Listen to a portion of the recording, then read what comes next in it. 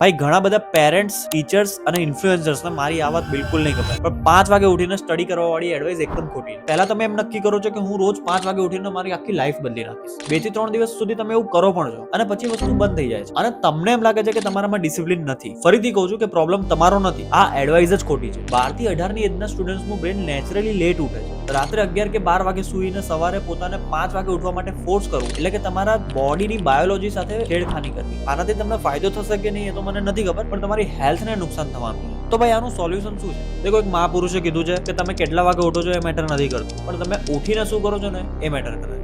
Match કીધી છે આ વાત. નંબર 1, ઉઠ્યા પછી 30 મિનિટ નો ફોન. ઉઠ્યા પછીની આ એક હેબિટ તમારા આખા દિવસનો ફોકસ તમારા માટે સેટ કરે છે. નંબર 2, ઈટ સમથિંગ બિફોર સ્ટડી. ટ્રાય કરો કે તમે સ્ટડી કરવા બેસ્યા પહેલા કંઈક હેલ્ધી વસ્તુ ખાઈ શકો. ભૂખ્યા રહેવાથી 20% કોન્સન્ટ્રેશન ઓછું થાય છે અને બ્રેકફાસ્ટ સ્કીપ કરવું એ કોઈ ડિસિપ્લિન નથી. નંબર 3, અઘરું કામ પહેલા કરી લો, કારણ કે સવારે નાસ્તો કર્યા પછી એનર્જી અને મોટિવેશન બંને હાઈ હોય છે. દેખો, વહેલા ઉઠવાના ફાયદા તો છે, એના વિશે આપણે પછી ક્યારેક ડિસ્કસ કરીશું.